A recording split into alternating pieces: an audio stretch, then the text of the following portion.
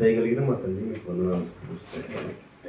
లోకంలో ఎదుర్కో రెండు భాగ్యాన్ని తండ్రి మా జీవితాల్లో దయచేసి మీ గొప్పదైన వాక్యంలో మమ్మల్ని పెంచుతున్న విధానం బట్టి వందనాలు చెల్లిస్తున్నాం తండ్రి.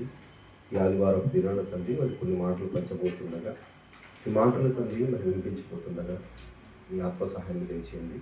ఇంట్లో మీ పిల్లలందరూ తండ్రి ఈ వాక్యం పట్ల శ్రద్ధాశక్తులు కలిగి తండ్రి వినడానికి సహాయం చేయమని, అదేవిధంగా తండ్రి ఈ జీవితంలో మిమ్మల్ని మహింపరిచి మీరున్న ఉన్నతమైన శ్రేష్టంలోకి చేరే భాగ్యం అందరికీ దయచేయమని ప్రార్థిస్తూ అర్థిస్తూ సమస్త గ్రంథములను ఆరోపిస్తూ క్రీస్తునామములో ప్రార్థిస్తున్నాం తండ్రి. ఆమేన్. ప్రియమైన దేవుని పిల్లలారా, ఒక మంచి అంశం, పాపపు ప్రపంచానికి ప్రక్షాళన. పాపపు ప్రపంచానికి ప్రక్షాళన. ప్రక్షాళన అన్న వెంటనే పూర్తిగా తీసివేయడం. అంటే మన ఇంట్లో ఒక దుమ్ము పట్టేసి ఉందనుకోండి, దుమ్మునంతా ఏం చేస్తాం? వాటర్తోనూ అదేవిధంగా కొద్ది సోప్తోనూ మొత్తంగా దాన్ని తీసేస్తాం. ఒక వెహికల్ కానీ, వెహికల్ దుమ్ము పట్టిపోతుంది, డస్ట్ పట్టిపోతుంది, బురదతో నిండి ఉంటుంది. దాన్నంతా కూడా క్లీన్ చేయడం, ఎటువంటి మరకలు మచ్చలు డాగు లేకోకుండా పూర్తిగా తీసివేయడాన్నే ప్రక్షాళన, తీసివేయడం అంటాం. ఈ ప్రపంచమంతా దేనితో నిండి ఉందని మరి దైవ గ్రంథం చెబుతోందంటే పాపంతో నిండి ఉంది. పాపము లోకం, లోకంలో పాపం అన్నది ఉంది ప్రేమ దేవుని వల్ల. మరి ఈ ప్రపంచం అంతా కూడా పాపంతో నిండి ఉందా అంటే దేవుడు చెప్పిన మాట సత్యం, నిజం. ప్రతి మనిషి కూడా పుట్టుకతో యథార్థవంతులుగా నిర్దోషులుగా మరి పిల్లలన్న వాళ్ళందరూ పుడుతున్నారే కానీ పుట్టిన తర్వాత కొద్ది కాలం అయ్యే సమయానికి మనుషులందరూ కూడా పాపం అనే మరకలు అంటించుకుంటూ ఉన్నారు. పాపపు జీవితాలుగా మారిపోతూ ఉన్నాయి. ఈ పాపం అనే జీవితాన్ని విడిచి పరిశుద్ధత వైపు అడుగులు వేయాలంటే, పరిశుద్ధతను ఆపాదించుకోవాలంటే ఈ ప్రపంచంలో చాలా చాలా కష్టం. ఎంతో కష్టం కనుకనే తన ప్రియకుమారుడైన యేసుక్రీస్తుని లోకానికి పంపవలసి వచ్చింది. పాపం అనే ఆ చరణం నుండి, పాపం అనే నుండి మనం విడవడం అన్నది ఇది చాలా కష్టమైన పరిస్థితి ఇప్పుడు దేవుని వల్ల. ఈ ప్రపంచం అంతా కూడా, ప్రపంచం అంటే ప్రపంచం అంటే మనుషులు. గురజాడ అప్పారావు గారు చెప్పారన్నమాట, అంటే కవిగా ఆయన ఒక మాట చెప్పాడు. ఏమంటే దేశం అంటే మట్టి కాదు, దేశం అంటే మనుషులు. అంటే ఈ ప్రపంచం కూడా ఎవరు? ఈ ప్రపంచం అన్న వెంటనే మనుషులు. ఏవో కొండలు, లోయలు, నదులు, సరస్సులు ఇవన్నీ కలిపితే, అడవులు కలిపితే ఇవన్నీ ప్రపంచం కాదు పిల్లలు. ప్రపంచం అంటే మనుషులు. మరి దేశాన్ని ప్రేమిస్తున్నామని చెప్పుకుంటున్నారే కానీ దేశభక్తి ఏదో ఈ దేశానికి, ఈ ప్రపంచానికి తెలియలేదు. అంటే సాటి మనుషులను మనిషిగా గౌరవించి ప్రేమించడం అన్న సంగతి ఈ ప్రపంచానికి తెలియదు. కాబట్టి ఎన్నో ఉత్తమమైన మాటలు బైబిల్ చెబుతోంది. బైబిల్ అన్నది అది ప్రక్షాళన చేయడానికి వచ్చింది. మనుషుల్లో ప్రేమను నింపడానికి వచ్చింది. మనుషుల్లో ఉన్న స్వార్థాన్ని పూర్తిగా కడిగి వేయడానికి వచ్చింది. పాపాన్ని కడిగి వేయడానికి వచ్చింది. కాబట్టి ఆ కోణంలో బైబిల్ని అర్థం చేసుకుంటే, బైబిల్ ఇది నా కోసం వచ్చింది, దేవుడు నాతో మాట్లాడుతున్నాడు, దేవుడు ఏం కోరుకుంటున్నాడు, నన్ను ఎలా జీవించాలని దేవుడు చెబుతూ ఉన్నాడన్న విషయంలో ఆలోచిస్తే వ్యక్తిగా మనిషిగా బాగుపడడానికి చాలా ఆస్కారం ఉంటుంది. బైబిల్ ఒకటి చెప్తోంది, అది నాకు అవసరం లేదండి, నేను విననండి, నేను నాలాగే జీవిస్తానండి, నేనే మంచిదాన్ని, నేనే మంచివాడిని అనుకుంటే ఇంకా బైబిల్ చెప్పేది ఏమీ లేదు. లేదా మనుషులు కోరుకుంటూ ఉంటారు, ఎన్నో లక్ష్యాలు పెట్టుకుంటూ ఉంటారు. ప్రతి సంవత్సరం వచ్చిన వెంటనే నూతన సంవత్సరంలో ఎన్నో నిర్ణయాలు తీసుకుంటూ ఉంటారు. ఈ సంవత్సరంలో ఏదో సాధించాలి, ఘనతలు సాధించాలి, గొప్పను సాధించాలి అనుకుంటూ, అలా అనుకుంటూ లోకం వైపు అడుగులు వేస్తున్నారే కానీ దేవుని వైపు అడుగులు వేయడం మనిషి మర్చిపోయాడు ప్రేమ దేవుని వల్ల. కాబట్టి దేవుని వైపు మన ఆత్మలు అడుగులు వేయాలి. ఎందుకంటే మనమంతా దేవుని నుండి వచ్చిన వారం. మరి దేవుని వైపు వెళ్ళాలి. సంవత్సరాలు కరిగిపోయి నీ జీవితంలో ఆయుష్కాలం తగ్గిపోతుంది. కానీ మనిషి అన్న వాళ్ళు నా ఆయుష్కాలం తగ్గుతోంది, నేను వెళ్ళిపోతున్నాను అనే ఆలోచన అన్నది, స్పృహ అన్నది ఏమాత్రం పట్టించుకోకుండా వాళ్ళు వాళ్ళలాగే జీవిస్తున్నారే తప్ప దేవుని వైపు ఏమాత్రం ఆలోచించలేకపోతున్నారు కదా. మనం అందరం కూడా దేహాలలో ఉన్నాం. ఈ దేహాలలో ఉన్న మనం ఎందుకు దేహం అంటే ఏమి? దేహం అంటే అవయవాల కలయిక. అవయవాలన్నీ కలిసి ఉన్నాయి. ఈ అవయవాలు ఏం చేస్తున్నాయంటే వాటి యొక్క కోరికలు నెరవేర్చుకోవడానికి ప్రయత్నిస్తున్నాయి పిల్లలు. మన అవయవాల కలయికలో ఉన్న ఈ దేహంలో మనం ఉన్నాం. మనం వేరు, దేహం వేరు. కానీ ఈ దేహం ఏం కోరుకుంటుంది అంటే నాలుక ఉందనుకోండి, నాలుక అనేక రుచులు చూడాలి. అదేవిధంగా ఎవరైనా ఒక మాటలు అన్నారనుకోండి, ఆ మాటలకు నేనేదో మాట్లాడాలి. ఇది ఆ నాలుక యొక్క కోరికలు. మనం ఎవరినైనా ఒక మాట అనేసామనుకోండి, అబ్బో ఇది చాలా ఆనందం మనకి. ఎవరిని అనేసామో మాట అంటే వాటి వాటి కోరికలు. కన్ను ఏదో కోరుకోవడం, చూడాలనుకోవడం, కొన్ని అందాలు చూడాలనుకోవడం, ఎక్కడికో తిరగాలనుకోవడం, దేశ విదేశాలకు వెళ్ళిపోవాలనుకోవడం. చూడండి, ఈరోజు ఏ విధంగా అయితే ఉన్నత విద్యల కోసం డబ్బులు దాస్తూ ఉన్నారో, ఇంటి కోసం డబ్బులు దాస్తున్నారో, పిల్లల కోసం ఆరోగ్యాల కోసం డబ్బులు దాచుకుంటున్నారో, అట్లా టూరిజం కోసం కూడా డబ్బులు ఏం చేస్తున్నారంట? దాచుకుంటున్నారంట. మేము వెళ్ళిపోవాలి, విదేశాలకు వెళ్ళిపోవాలి, ఎక్కడో ప్రాంతాలు చూడాలి. ఆ ప్రాంతాలు చూడడానికి కూడా ఏం చేస్తున్నారు తెలుసా? లోన్లు ఇస్తున్నారండి. అంటే టూరిజానికి కూడా ఏమి ఇస్తున్నారు? లోన్లు ఇస్తున్నారు. చూడండి ఎలా అయిపోయిందో కాలం. కనుక ఆ విధంగా ఈ కన్ను చూడాలనుకుంటుంది ప్రేమ దేవుని వాళ్ళ. ఏమండి, కన్ను యొక్క కోరికలు నెరవేర్చాలని ప్రతి మనిషి కూడా ఏం చేస్తున్నారు? ఆశిస్తున్నారు.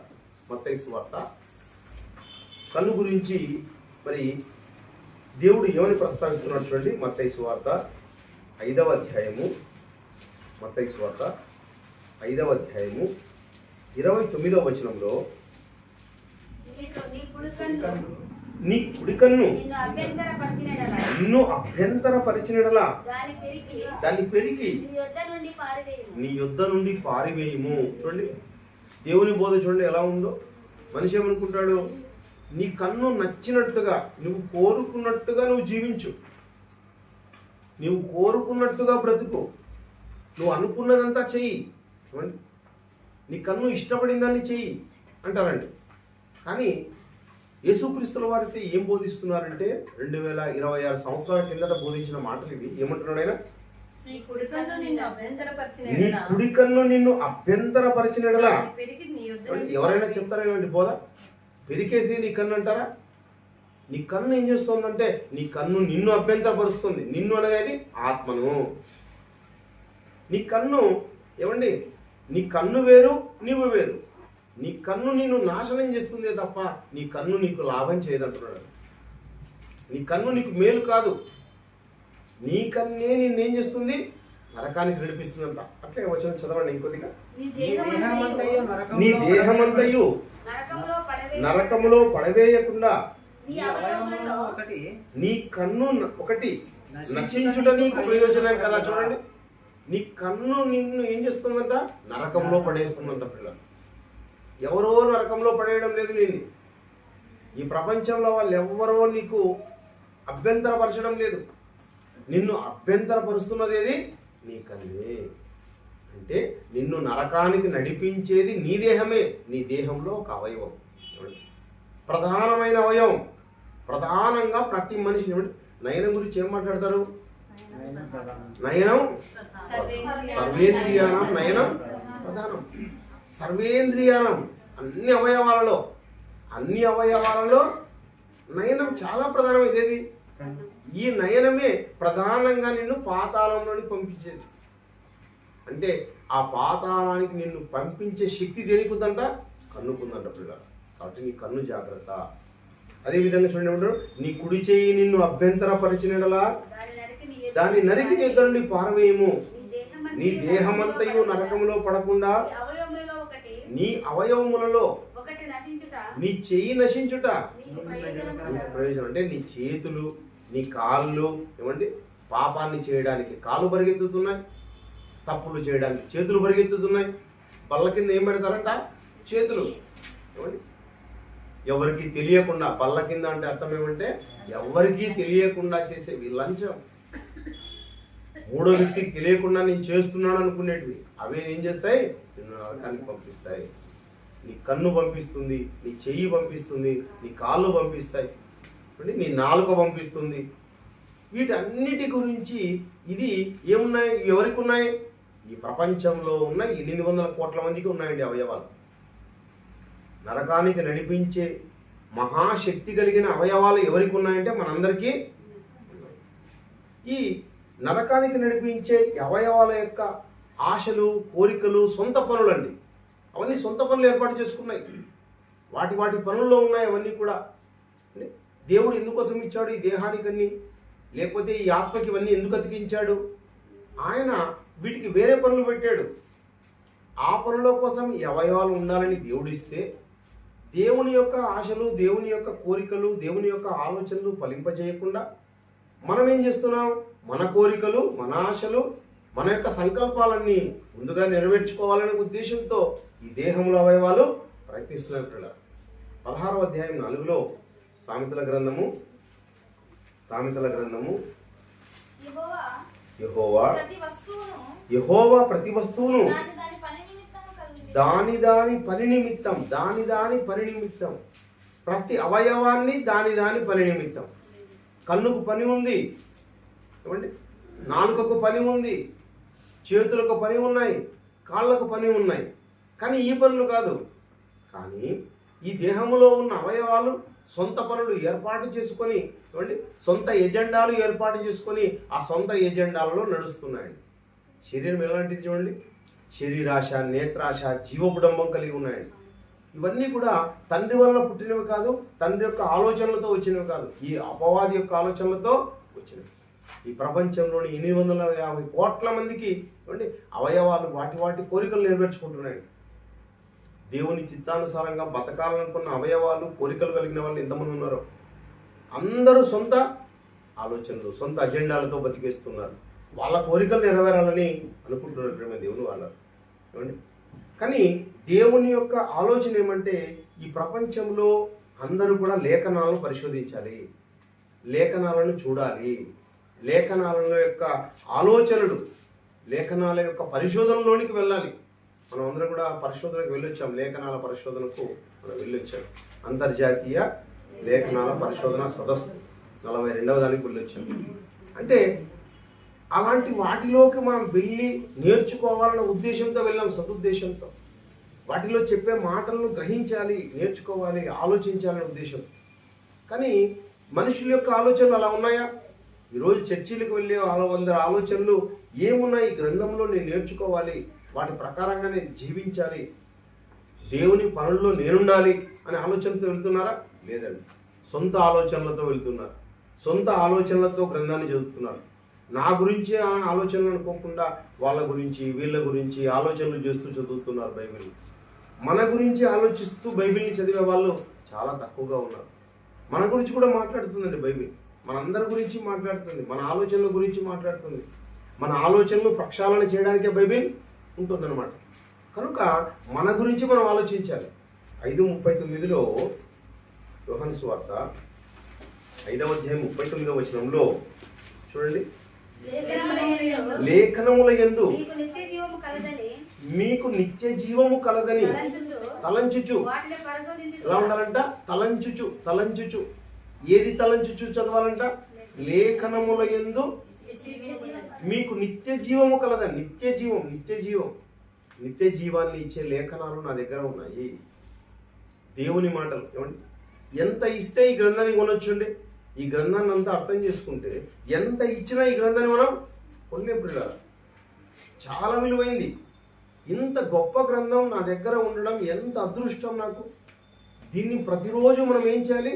చదవాలి, నేర్చుకోవాలి, తలంచాలి, పరిశీలించాలి, పరిశోధించాలి. ఆ ఉద్దేశంతో చదివితే ఏమొస్తుందంట? నిత్య జీవం. ఒకవేళ అలా చదవకపోతే, చదివిన వాళ్ళు ఈ లోకంలో ఉన్నారా? అలా చదవడం లేదండి లోకంలో అందరూ కూడా. అంటే ఎక్కడికి వెళ్ళిపోతారు? అందరూ కూడా నిత్యాగ్ని దండానికి వెళ్ళిపోతారు. అర్థం చేసుకోవడం లేదు, ఆ ప్రకారంగా జీవించడం లేదు. జీవించకపోతే అందరికేమీ నిత్య నరకం, నిత్యాగ్ని దండన. ఎవరిని దేవుడు వదిలిపెట్టాడు. దేవుడు పక్షపాతి కాడు. ఒకరి పట్ల ఒక రకంగా, ఇంకొకరి పట్ల ఇంకొక రకంగా ఉండేవాడు కాదండి దేవుడు.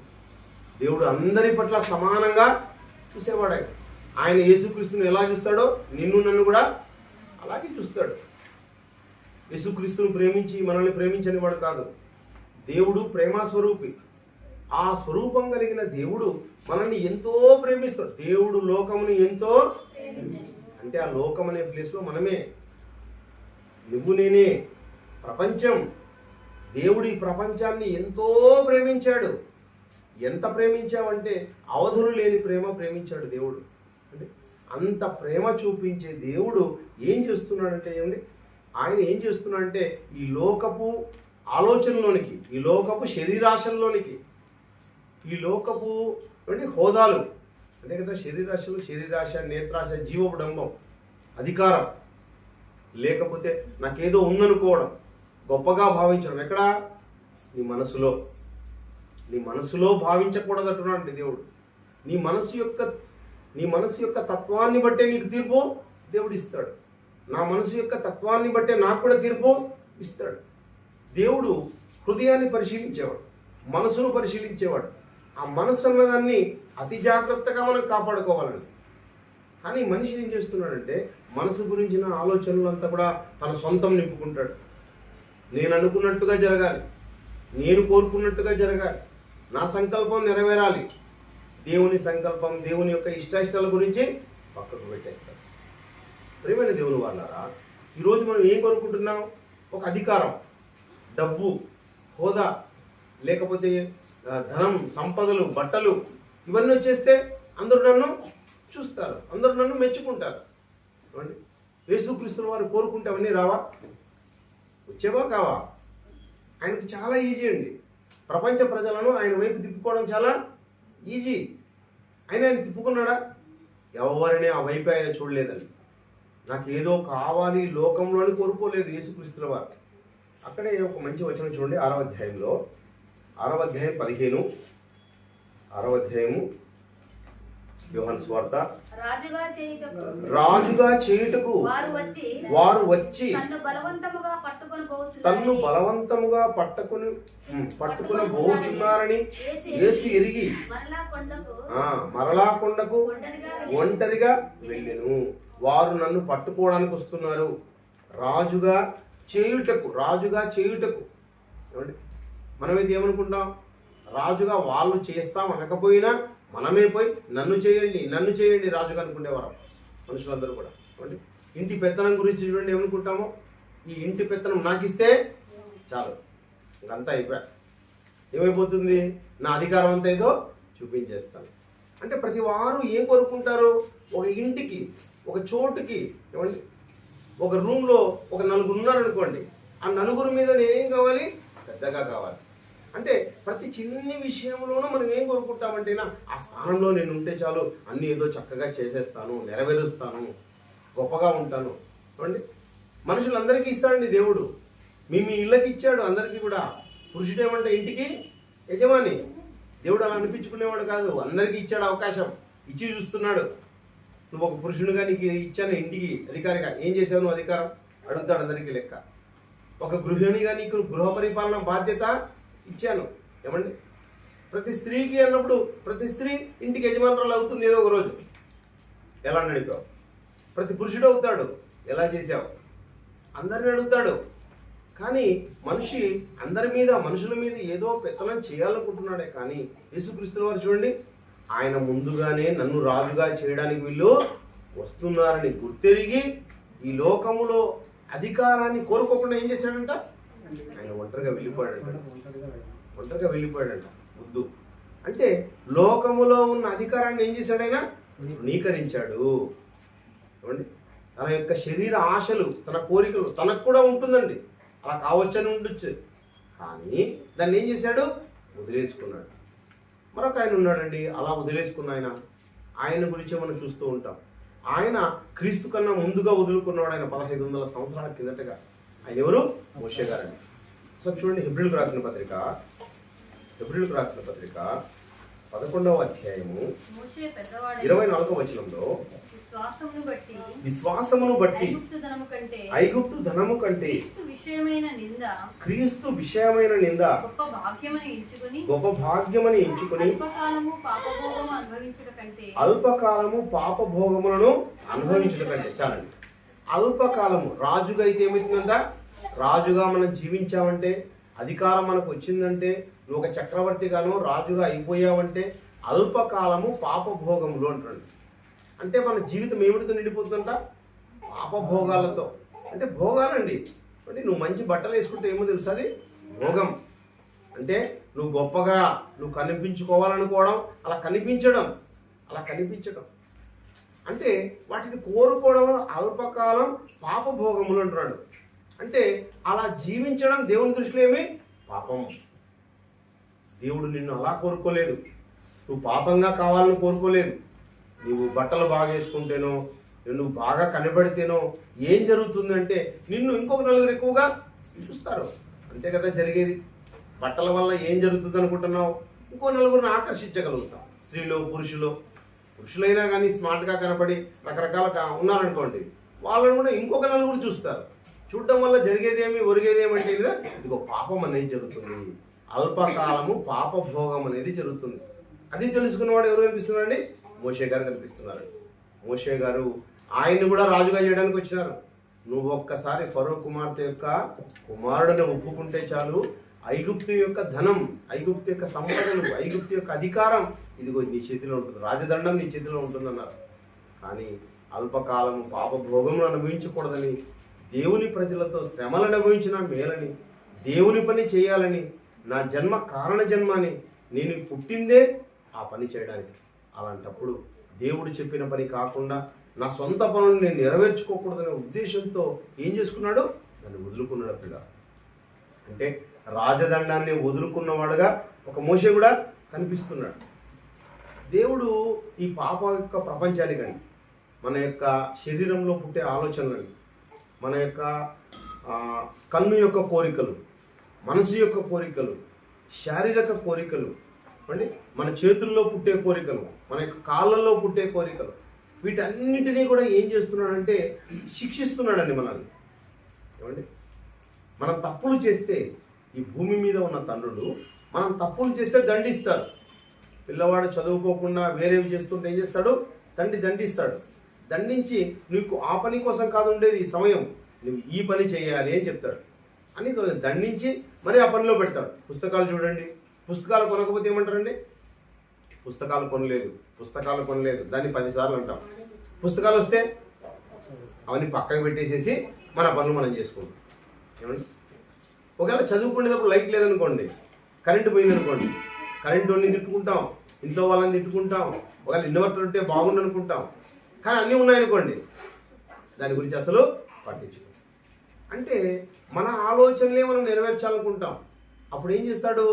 మన భూసంబంధమైన తండ్రి మనల్ని దండించి, శిక్షించి, మనల్ని క్రమశిక్షణలో పెట్టి, నీ భవిష్యత్తు బాగుండాలంటే నువ్వు చదవాలి, నేర్చుకోవాలని చెప్తాడు. అదేవిధంగా మన కన్న తండ్రి అయిన దేవుడు కూడా మనల్ని ఏం చేస్తాడంటే శిక్షకు గురి చేస్తాడండి. ఎవరిని వదిలిపెట్టాడు ఆయన. ఏమండి, ఒకరి జీవితంలో కష్టాలు అంటాం మనం, నా జీవితంలో ఎన్ని కష్టాలు వచ్చాయో అని ఎవరిని వదిలిపెట్టాడు, అందరినీ శిక్షకు తీసుకుపోతాడు. సామెతల గ్రంథం 13వ అధ్యాయం, సామెతల గ్రంథం 13వ అధ్యాయం మొదటి మాటలో, తండ్రి శిక్షించిన కుమారుడు జ్ఞానము గలవాడు. చూడండి, తండ్రి శిక్షించిన కుమారుడు. తండ్రి అంటే శిక్షించాలి, శిక్షించకపోతే అతడు తండ్రి కాదు.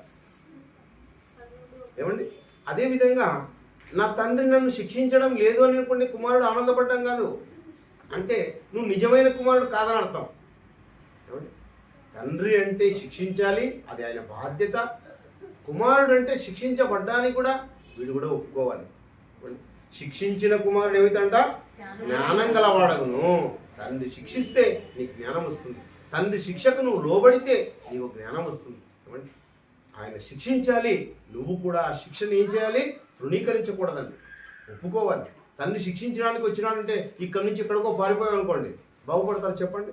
ఎక్కడికో పారిపోతారు కొద్దిమంది. కొట్టేకి వస్తుంటే కొట్టకూడదని చాలామంది అంటూ ఉంటారు. వీళ్ళు కొట్టించుకుంటే వీళ్ళు ఇష్టపడరు. అవును కదా, నేను తప్పు చేసినాను కదా అని ఒప్పుకోరు, ఎక్కడెక్కడికో వెళ్ళిపోతుంటారు అంతా. కానీ ఇక్కడ దేవుడు ఏం చెప్తున్నాడంటే, అపహాసకుడు గద్దింపునకు పరిగెత్తి వెళ్ళిపోయేవాడు, ఎక్కడెక్కడో దాక్కునేవాడు, వాడు ఏమవుతాడా? అపహాసకుడుగా అయిపోతాడంట. అపహాస్యం చేస్తున్నాడు. కనుక ప్రియమైన దేవుని వాళ్ళారా, భూ సంబంధమైన తండ్రులు శిక్షించినప్పుడు దానివల్ల ఏమొస్తుంటాడు? జ్ఞానం వస్తుంది. అలాంటప్పుడు భూ సంబంధమైన తండ్రి మనల్ని శిక్షిస్తే మన పరలోకపు తండ్రి, ఆయన కూడా తండ్రే కదా. ఆయన ఎవరికి తండ్రి? మనందరికీ తండ్రి. ఈ భూ సంబంధమైన తండ్రికైనా జ్ఞానం ఉంటుందో లేదో కానీ మహాజ్ఞానం కలిగిన వాడు మన తండ్రి అండి. ఏమండి, తండ్రి తన జ్ఞానం ద్వారా ఏమండి ఈ భూమిని చేశాడు, ఈ విశ్వాన్ని చేశాడు, ఈ సృష్టిని చేసినవాడు. ఆయన మహాజ్ఞాని, గ్రంథం ఇచ్చినవాడు. కనుక ఆయన ఎంతగా శిక్షిస్తాడో ఒకసారి చూస్తే గిన హెబ్రీయులకు రాసిన పత్రిక ఇందాక మనం చదువుకున్నాం వాక్య భాగం 12వ అధ్యాయము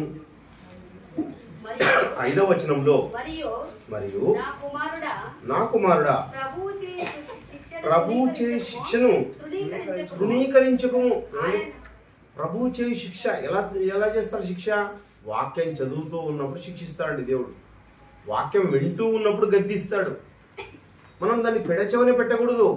అవును కదా, మనం తప్పు చేశాం కదా, ఇది మనకు న్యాయం కదా. ఏమండి, మనము తప్పు చేస్తే మన పక్కింటి వాళ్ళని శిక్షిస్తే అది న్యాయమా? చెప్పండి, ఆలోచించండి. మనం తప్పు చేస్తే మన ఎదురింటి వాళ్ళని శిక్షిస్తే న్యాయమా? మనం తప్పు చేస్తే ఏమండి మనమే డాష్ ఇచ్చామనుకోండి ఒకరిని, అప్పుడు వాళ్ళని శిక్షిస్తే న్యాయమా? కాదు కదా. ఎవరైతే పాత్రలో వాళ్ళు మనం ఏం చేయాలంటే వాళ్ళు ఒప్పుకోవాలి. కింద ఆయన నిన్ను గద్దించినప్పుడు ప్రభువు తాను ప్రేమించు వానిని శిక్షించి దండించు. చూడండి, విసుగకుము అంటున్నాడు. శిక్షించి, ప్రభువు శిక్షించి ఏం చేస్తాడంట? తాను స్వీకరించు ప్రతి కుమారుని దండించును. దండించును అంటే అర్థం ఏమి? ఆయన మనల్ని బాగా దండిస్తాడు. అనేక దండనలలోనికి, అనేక శిక్షణలోనికి, అనేక ఏమండి కష్టాలలోనికి మనల్ని తీసుకెళ్తాడు. యేసుక్రీస్తుల వారిని చూడండి, ఏ పాపము చెయ్యకపోయినా శిక్షణలోకి తీసుకెళ్ళాడు. అప్పుడు మనం పాపం చేసిన మనల్ని వదిలిపెడతాడా? వదిలిపెట్టాడు. భూ సంబంధంగానే దేవుడు అనేక శిక్షణలోనికి మనల్ని తీసుకెళ్తాడు, అనేక నష్టాలలోనికి తీసుకెళ్తాడు, అనేక కష్టాలలోనికి తీసుకెళ్తాడు. ఆ కష్టాలు వచ్చినప్పుడు మనం విసక్కూడదు. చూడండి, మనుషులు ఏమనుకుంటారు? ఇవి రాకపోతే బాగుంటుంది, మేలు. వస్తే మేలా, రాకపోతే మేలా? వచ్చేది మేలు. ప్రియమైన దేవుని వాళ్ళ భూమి మీద మనకు కష్టాలు రావడం, నష్టాలు రావడం, శ్రమలు రావడం చాలా చాలా మేలు. ఇక్కడే వచ్చాయనుకోండి, అక్కడ రావని అర్థం. ఇక్కడ రాలేదనుకోండి, ఇక్కడ చాలా బాగుందనుకోండి జీవితం. ఇలా ఉండడం అస్సలు మంచిది కాదు. రాబోయే కాలంలో మహాశిక్షకు మనం గురవుతామని అర్థం. ఆయన అంటున్నాడు అక్కడ, బాగా చదువుకోండి మరి ఇంటికి వెళ్ళిన తర్వాత కూడా, అని కుమారులతో సంభాషించినట్లు మీతో సంభాషించు ఆయన హెచ్చరికను మంచిది. శిక్షాఫలము పొందుటకై మీరు అంటే మీరు తప్పు చేశారు, దాని ఫలాన్ని మీరు ఏం చేస్తున్నారు? వహించుచున్నారు. దేవుడు కుమారులుగా మిమ్మల్ని చూచుచున్నాడు. తండ్రి శిక్షింపని కుమారుడెవరు? కుమారులైన వారందరూ కూడా శిక్షలో పాలు పొందుచున్నారు. మీరు పొందని ఎడల దుర్బీజులే గాని కుమారులు కాదు. దుర్బీజులు అంటే బీజం అంటే విత్తనం. శిక్షించలేదు అంటే మీరు చెడ్డవారని అర్థం, శిక్షిస్తే మీరు మంచివారని అర్థం. అర్థమవుతుందా? చూడండి, ఈ విత్తనాలు ఏం చేస్తాయంటే గాలి కొట్టుకుపోతుంటాయండి. అప్పుడప్పుడు తూర్పార పడుతుంటారు. తూర్పార పట్టినప్పుడు రైతులు ఏవైతే తేలిగ్గా ఉంటాయో, నాసులుగా ఉంటాయో, పనికి రాకుండా ఉంటాయో అలాంటి విత్తనాలను ఏం చేస్తాయి? గాలి కొట్టుకుపోతాయి. ఏవైతే బలంగా ఉంటాయో, నాణ్యంగా ఉంటాయో, మేలు చేసేవి ఉంటాయో అవే మనం తింటాం. అంటే అలాంటి వరకు అయిపోతాం మనం. గాలికి చెదరగొట్టు పొట్టులాగా అయిపోతాం. అంటే దేవుని చేత మనం శిక్షణ ఉంది, మన పాపాన్ని మనం పరిహరించుకోవాలి. ప్రేమ దేవుని వల్ల ప్రతి ఒక్క పాపము దేవుడికి తెలుసు. ఆ చేసిన వాటికి దేవుడు ఏం చేస్తాడంట? అనేక రకాల శిక్షణలోనికి, కష్టాలలోనికి మనల్ని తీసుకొస్తాడు. అలా వచ్చినప్పుడు దాని నుంచి విసుక్కోకుండా వాటి నుంచి మనం ఏం చేయాలి? జాగ్రత్తగా బయటపడే ప్రయత్నం చేయాలి. అలాంటి వాటిని మరీ మనం చేయకుండా మనం ఏం చేయాలి? జాగ్రత్త పడాలండి. దేవుడు మేలు కోసమే చేస్తాడు, మేలు కోసమే చేస్తాడు. అంటే అది నీకైనా నాకైనా ఏమండి, నాకు కష్టాలు వచ్చాయి కదా అని క్రైస్తవంలోని దూరం వెళ్ళిపోకూడదు. కొద్దిమంది చూడండి, మాకేదో సమస్యలు వచ్చాయండి, కష్టాలు వచ్చాయండి, ఈ జీవితం బాగోలేదండి అనుకుంటారు.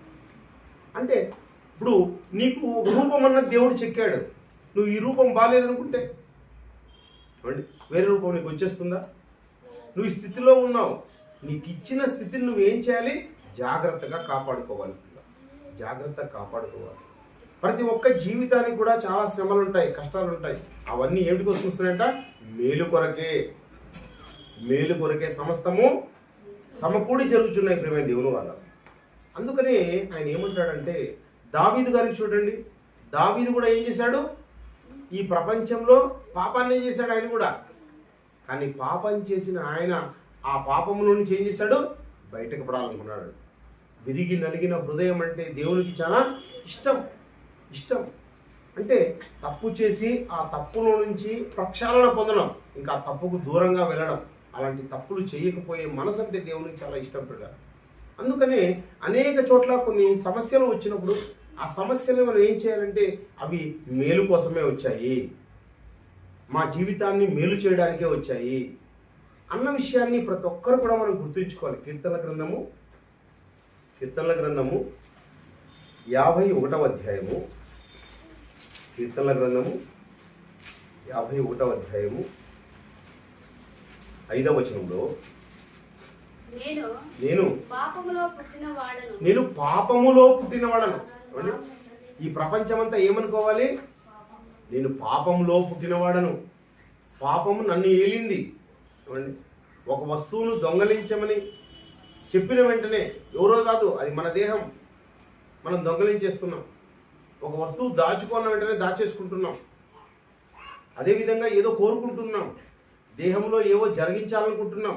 అందుకనుకుంటున్నాడు, నేను పాపంలో జన్మించిన వాడను, పాపములోనే నా తల్లి నన్ను గర్భమున ధరించెను. పాపములోనే అంటున్నాడు. అంటే నేను గర్భంలో ఉండగానే నా తల్లి కూడా ఎక్కడుందంట? ఈ లోకంలో. పాపం అనే ఈ లోకంలోనే ఉన్నాం. ఈ లోకమంతా పాపం. ఈ లోకం పరిశుద్ధమైన లోకం కాదు, ఈ లోకం నీతికరమైన లోకం కాదు, ఈ లోకం అనీతికరమైన లోకం. ఈ అనీతికరమైన లోకంలో, అన్యాయపు లోకంలో, మోసపు లోకంలో ఉన్న మనం, ఈ పాపం లోకంలో ఉన్న మనం ఈ పాపాన్ని ఏం చేస్తాం? ఇష్టపడతాం, ఈ పాపాన్నే జరిగిస్తాం. కానీ ఈ పాపంలో నుంచి ఏం చేయమంటున్నాడు అక్కడ? మనం బయటపడాలి.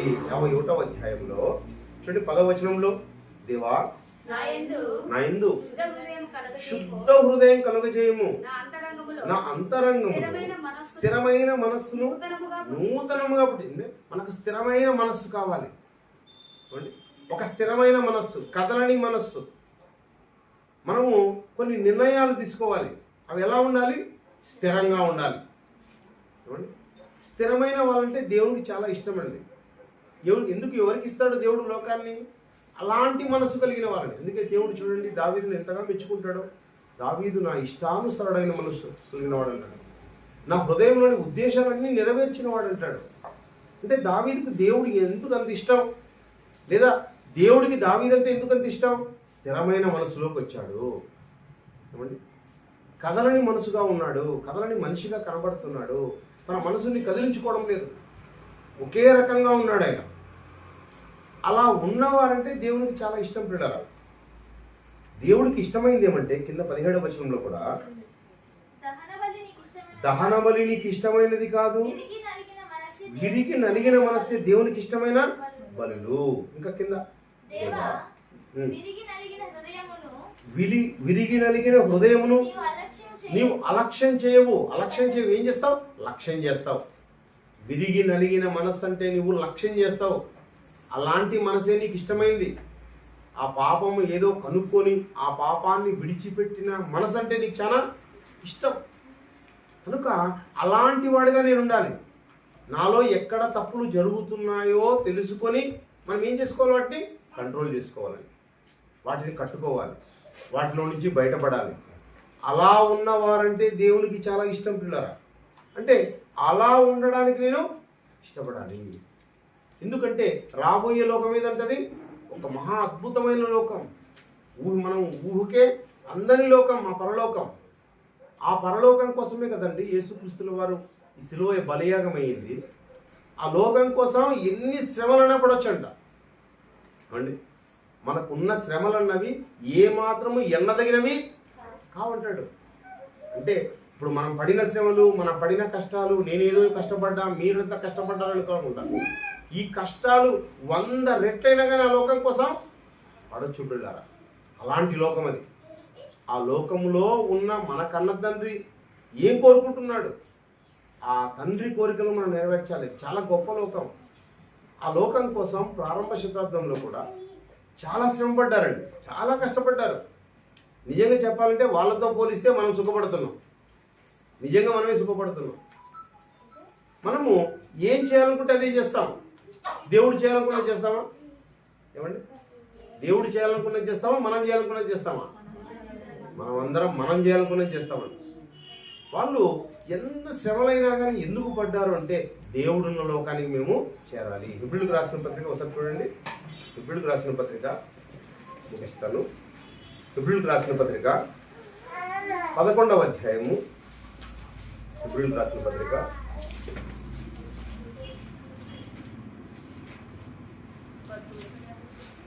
35వ వచనం చూడండి. స్త్రీలు మృతులైన తమ వారిని పునరుత్థానం వలన మరలా పొందిరి. కొందరైతే మరి శ్రేష్టమైన పునరుత్థానం పొందగోరి విడుదల పొందనొల్లక. చూడండి, శ్రమలు కావాలనుకుంటున్నారంటే వాళ్ళు. మనం విడుదల కావాలనుకుంటామా? శ్రమల్లో ఉండాలనుకుంటామా? శ్రమల్లో నుంచి విడుదల పొందాలనుకుంటాం, సుఖాలలోకి వెళ్ళిపోవాలనుకుంటాం. కానీ ప్రారంభ శతాబ్దంలో ఉన్న మన పూర్వీకులు వాళ్ళే కోరుకున్నారంట విడుదల పొందనొల్లక. విడుదల పొందనొల్లక యాతన పెట్టబడిరి. అంటే ఆ యాతనలు, శ్రమలే వాళ్ళు కోరుకున్నారట. ఏ విధంగా అయితే జంతువులు ఉంటాయో కష్టాలతో యాతన బాధ పడుతుంటాయో అలాంటి వాటికి వాళ్ళు ఇష్టపడ్డారంట. ఇంకా కింద చూడట్లాగే మరికొందరు తిరస్కారములను, కొరడా దెబ్బలను, మరి బంధకములను, ఖైదును అనుభవించిరి. రాళ్లతో కొట్టబడిరి, రంపములతో కోయబడిరి, శోధింపబడిరి, ఖడ్గముతో చంపబడిరి. ఎందుకోసమండి? ఆ అద్భుతమైన లోకం చేరాలి. అద్భుతమైన లోకానికి మనం చేరాలంటే ఈ కాలం శ్రమలను ఆలోచించి, ఈ కాలం శ్రమలను మనం కూడా తృణీకరించుకుంటూ ఉండకూడదు. ఎన్ని శ్రమలైనా, ఎన్ని కష్టాలైనా నేను ఓర్చుకోవాలి. ఇబ్బందుల్లో అయినా సరే నేను ఓర్చుకొని ఉండాలనే ఉద్దేశంతో వాళ్ళు ఏం చేశారంట?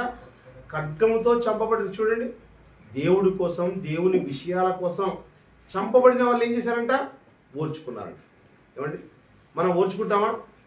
ఏమండి, ఓర్చుకుంటారా ఎవరైనా? చిన్నదానికైనా మనం ఓర్చుకోలేము.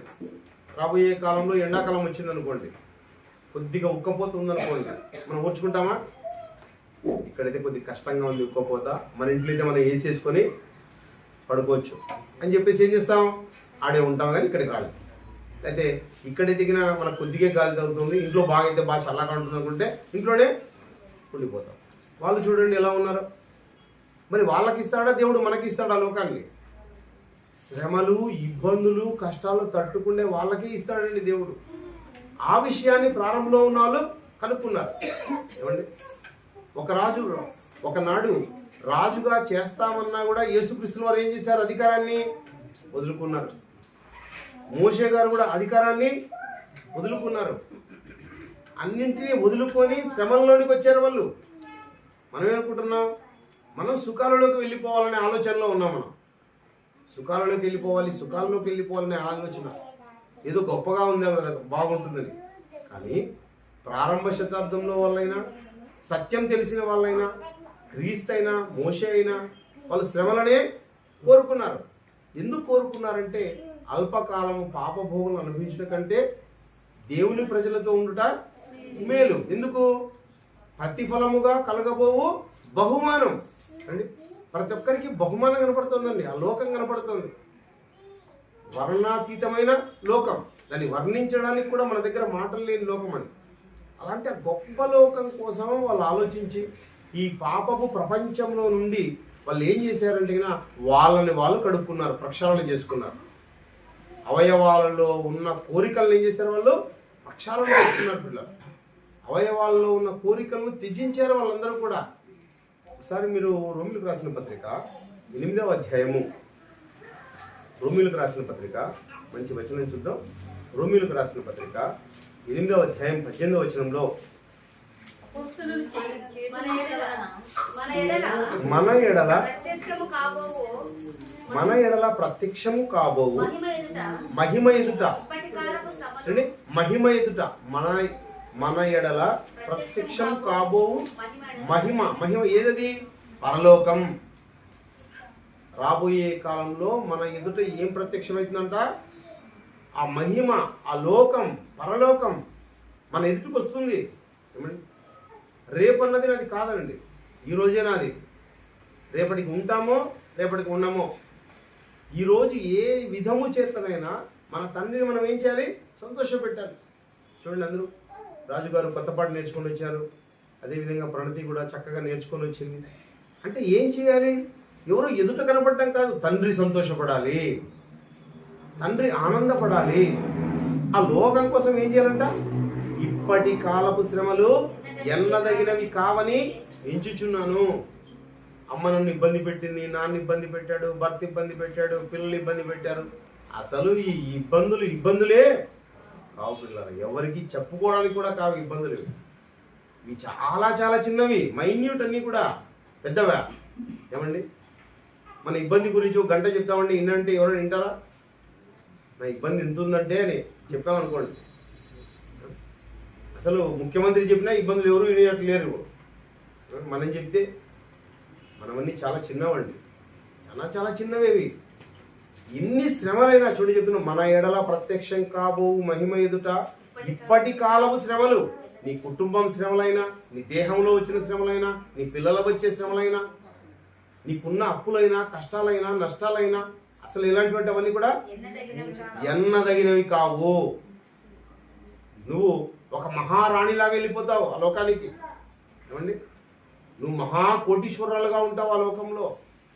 బంగారపు వీధులు, బంగారపు సింహాసనం ఇస్తున్నాడు ఆయన. నీ ఆత్మకి ఏమి ఇస్తాడంటే ఒక మహాలోకాన్ని ఇస్తున్నాడు ఆయన. ఈ పాప ప్రపంచంలో పాపంగానే ఉండిపోదామా? ఏమండి, ఆలోచించండి. అసలే ఈ ప్రపంచం అంతా పాప ప్రపంచం అండి. నోరు తెరిస్తే అందరి ఆలోచనలు ఎలా ఉంటాయి చెప్పండి? అన్నీ కూడా దేహానికి సంబంధించినవే, దేహపు ఆలోచనలే. ఏదో తిండి గోల, బట్టల గోల, చూసే గోల, వాటిలో పడి వాటిలోనే వెళ్ళిపోతే లోకం నశించి నరకానికి వెళ్ళిపోతాం పిల్లలు. రాబోయే లోకం అన్నది మంచి లోకానికి వెళ్ళాం. మనం మనుషుల ఆలోచనలోకి వెళ్ళిపోతే మనము నరకానికి వెళ్ళిపోతాం. కనుక ఎట్టి పరిస్థితుల్లో ఈ నరకానికి వెళ్ళకూడదు. ఇక్కడే రోమిలకు రాసిన పత్రిక 8:28 చోటు చెప్తున్నాడన 28వ వచనంలో, దేవుణ్ణి ప్రేమించు వారికి అనగా చాలండి, దేవుణ్ణి ప్రేమించు వారికి దేవుడు ఏం చేశాడు? దేవుడు లోకమును ఎంతో, నిన్ను ఎంతో ప్రేమించాడు. ఇప్పుడు నువ్వేం చేయాలి? నువ్వేం చేయాలంటే దేవుణ్ణి ప్రేమించాలి. అండి, దేవుడు నిన్ను ప్రేమించిన విషయం తెలుసుకున్నా నీవు దేవుణ్ణి ప్రేమించాలి. దేవుడు ఇచ్చాడండి, నేను నిన్ను ఎంతో ప్రేమించాను, నన్ను ఎంత ప్రేమిస్తావు నేను చూస్తున్నా. ఏమండి, నన్ను ఎంత ప్రేమిస్తావు అందుతావా? ఆయన ఊహకు అందుతున్నాం మనం. నేను నిన్నెంతో ప్రేమించాను, నువ్వు నన్ను ఎంత ప్రేమిస్తున్నావు అంటున్నాడు దేవుడు. దేవుడు తన ప్రియ కుమారుణ్ణి మన కోసం ఏం చేశాడు? బలిగా అర్పించాడు. ఆయన కూడా స్వర్గాన్ని విడిచి ఈ లోకానికి వచ్చి చూడండి మన కోసం ఏం చేశాడు? బలియాగంగా అయ్యాడు. ఎంత ప్రేమించాడు చూడండి. సృష్టిని చేసి ప్రేమించాడు, నీకు దేహాన్ని ఇచ్చి ప్రేమించాడు, నీ యొక్క తల్లిదండ్రుల్ని ప్రేమించాడు, అందుకే నీకు తల్లిదండ్రులు ఉన్నారు. ఇంత ప్రేమిస్తే, లోకాన్ని ఇస్తే, దేహాన్ని ఇస్తే, నీకోసం తన కుమారుణ్ణి ఇస్తే, మరొక కుమారుణ్ణి ఏం చేశాడు? పరిశుద్ధాత్మగా నిన్ను పంపిస్తే, నీ లోనికి పంపిస్తే నువ్వు ఎంత ప్రేమిస్తున్నావు దేవుణ్ణి. ప్రేమించిన దేవుడు మరీ నిన్ను ఏం కోరుతున్నాడు? ప్రేమ కోరుతున్నాడు పిల్లలు. దేవుని ప్రేమ కోసం ఎన్ని శ్రమలైనా నువ్వేం చేయాలి? ఓర్చుకోవాలి. ఎన్ని కష్టాలైనా ఓర్చుకోవాలి. నేను ఓర్చుకోనంటే ఆ ప్రేమించే లోకానికి మనం చేరలేమండి. ఎందుకంటే ఆ లోకం ఏ లోకం? ప్రేమలోకం. గొప్ప లోకం. ఆ లోకానికి ఎవరు వెళ్తారంటే దేవుడు కోరుకున్న విధంగా ప్రేమించేవారే ఆ లోకానికి వెళ్తారు. నిన్ను వలె నీ పొరుగు వారిని ప్రేమించు, నిన్ను వలె ప్రేమించు. ఎవరో సమస్యల్లో ఉన్నారు కాదు, ఆ సమస్యల్లో నేనే ఉంటే అని వాళ్ళలోనికి వెళ్ళి నువ్వు ఆలోచించు. కష్టాల్లో ఉంటే ఏమండి ఎలా ఉంటా నేను, ఎలా స్పందిస్తా నేను? నిన్ను వలె నీ పొరుగు వారిని ప్రేమించని చెప్తున్నాడు. ప్రేమ దేవుని వారలారా, మనము మన పాపాన్ని క్రీస్తు రక్తం ద్వారా మనం కడుక్కుంటూ ఉన్నాం. అందరూ కడిగేసుకోవాలి. ఈ పాప ప్రపంచంలో ఉన్న ప్రతి మనిషి కూడా దేని ద్వారా ప్రక్షాళన పొందాలి? దేవుని యొక్క ప్రేమ ద్వారా ప్రక్షాళన చేసుకోవాలి. ప్రేమ ద్వారా పాపాన్ని కడుక్కోవాలి. క్రీస్తు రక్తం ద్వారా మనల్ని శుద్ధీకరించుకోవాలి. మనం శుద్ధులుగా తయారు కావాలి. అంతఃకరణ శుద్ధి మనకు కలగాలి.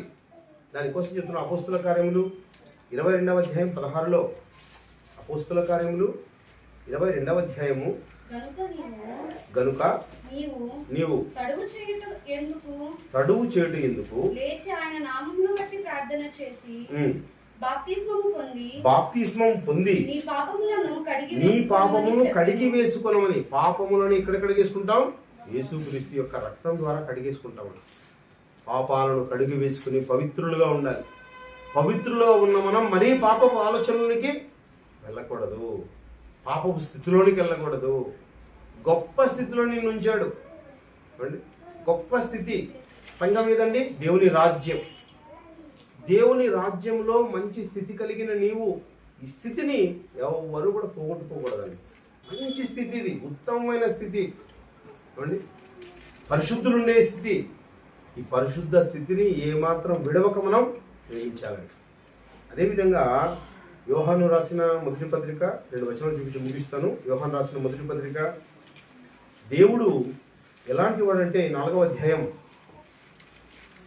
7వ వచనంలో, మనము ఒకరినొకడము ప్రేమింతుము. ఒకరినొకరు ప్రేమించుకోవాలండి. ప్రేమింతుము ఎలైనగా ప్రేమ దేవుని మూలంగా కలుగుచున్నది. ప్రేమించు ప్రతి వాడును దేవుని మూలముగా పుట్టినవాడై దేవుణ్ణి ఎరుగును. దేవుడు ప్రేమాస్వరూపి. ప్రేమ దేవుడు అన్న వెంటనే ప్రేమ అండి. మనం ప్రేమిస్తే ప్రేమించేవాడు కాదు దేవుడు. నువ్వు ప్రేమించినా నువ్వు ప్రేమించకపోయినా తన సహజ గుణం, సహజ లక్షణం ప్రేమించడం అంతే. దేవుడు అంటే ప్రేమ. మనం ప్రేమించినా ప్రేమిస్తాడు, ప్రేమించకపోయినా ప్రేమిస్తాడు, అంతే. ఆయన ఒకే స్థితి, ఒకే లక్షణం కలిగిన వాడు, ఒకే గుణం కలిగిన వాడు దేవుడు. అలాంటి గుణంలోనికి మనం అందరం కూడా చేరిపోవాలి. నిన్ను వలె నీ పొరుగు వారిని ప్రేమించాలి. నువ్వు ఎలా కోరుకుంటావో అలాంటి లక్షణాలు వాళ్ళకి చూపించాలని 10వ వచనంలో కూడా అక్కడ అంటున్నాడు. మనము దేవుణ్ణి ప్రేమించితమని కాదు, తానే మనల్ని ప్రేమించి తన కుమారుని పంపెను. ఇందులో ప్రేమ ఉన్నది. తన కుమారుని పంపడంలో ప్రేమ ఉన్నది. తన కుమారుని పంపడం అంటే మన ఇంటికి వచ్చి భోజనం చేయడానికి వచ్చాడా? కాదండి, ప్రాణం పెట్టడానికి వచ్చిన వాడండి. ఇందులో ప్రేమ ఉన్నది. అంటే ప్రేమ ద్వారా పాపపు ప్రక్షాళన చేస్తున్నాడు. పిల్లరా, పాపపు ప్రక్షాళన ఎలా చేస్తున్నాడు? ప్రేమతో చేస్తున్నాడు, రక్తంతో చేస్తున్నాడు. తన పాపాలని కడుక్కోవడానికి అవకాశాన్ని మనకు దయచేస్తున్నాడు. ఈ పాపపు ప్రపంచానికి, పాపంలో మునిగిపోయిన తన పిల్లలను ఇదిగో ప్రేమ చూపిస్తున్నాడు దేవుడు.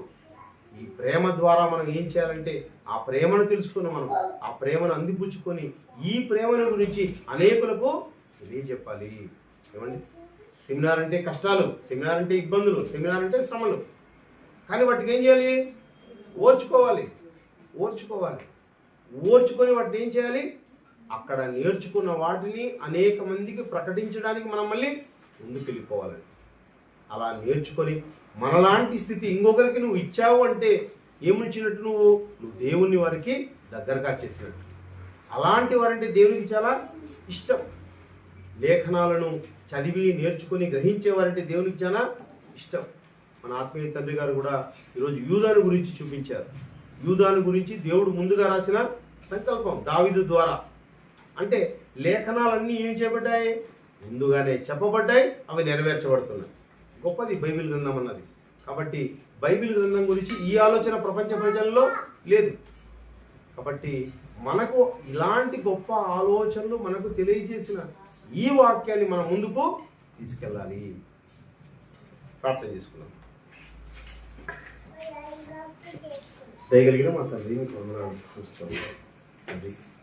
లోకంలో మనుషులందరూ తండ్రి వారి యొక్క శరీరాల గురించి, వారి నేత్రాశ, శరీరాశ, జీవపుడమ్మం గురించి ఆలోచిస్తుండగా తండ్రి, మీరు మమ్మల్ని ప్రేమించి మాకు ఇచ్చిన ఈ గ్రంథాన్ని బట్టి మీకు వందనాలు చెల్లిస్తున్నాం. మరి ఇంత గొప్ప వాక్యంలోనికి తండ్రి మమ్మల్ని సాధారణంగా తీసుకుని వచ్చి వాక్యాన్ని నేర్పించి మరి ఇటు స్థితి తండ్రి మా అందరికీ ఇచ్చిన విధానం బట్టి మీకు వందనాలు చెల్లిస్తున్నాం. రాబోయే కాలంలో మీ ప్రియులైన పిల్లలుగా తండ్రి ఏ లక్ష్యాలైతే గ్రంథం చెట్టులో మా గురించి రాసుకున్నారో ఆ లక్ష్యాల వైపు తండ్రి మేము ప్రతి ఒక్కరు అడుగులు వేయడానికి సహాయం చేయండి తండ్రి. ఆదివారపు ఆరాధన కార్యక్రమానికి వచ్చిన మీ పిల్లలందరినీ దీవించండి, ఆశీర్వదించండి, కుటుంబాలను ఫలింపచేయండి. అదేవిధంగా తండ్రి మా సంఘంలో తండ్రి నూతనంగా ఇస్తున్న బిడ్డలు బట్టి ప్రార్థిస్తున్నామని వారికి చక్కటి ఆరోగ్యాలు తెచ్చేయండి. హరి అమూల్యం ఇస్తున్నాను గర్భఫలానికి తండ్రి మంచి ఆరోగ్యాన్ని, మంచి భవిష్యత్తును తండ్రి ఆ పిల్లలకి మనం ప్రార్థిస్తూ, అదేవిధంగా ఆది సౌజన్యం ఇస్తున్న గర్భఫలాన్ని ప్రార్థిస్తున్నాం తండ్రి. వారికి కూడా మంచి ఆరోగ్యాన్ని, మంచి భవిష్యత్తును తండ్రి ఆ పిల్లలకు దయచేయమని ప్రార్థిస్తున్నాం. మేమందరం కూడా మిమ్మల్ని నిపుటంగా ప్రేమించిన వారంగా తండ్రి మీ గ్రంథపు ఆలోచనల ప్రకారంగా ఈ భూమి మీద జీవించి పాపం నుంచి ప్రక్షాళన కాబడిన వారంగా తండ్రి మీ పరిశుద్ధత వైపు అడుగులు వేసే వారంగా నిత్య జీవాన్ని తండ్రి ఆశిస్తూ ఈ భూమి మీద జీవించి మిమ్మల్ని మహింపరిచి మీరున్న ఉన్నతమైన శ్రేష్టమైన ఒక చేరే భాగ్యం మా అందరికీ దయచేయమని ప్రార్థిస్తూ అర్థిస్తూ సమస్త ఘనత మహిమను మీకు ఆరోపిస్తూ క్రీస్తు నామములో ప్రార్థిస్తున్నాం తండ్రి. ఆమేన్.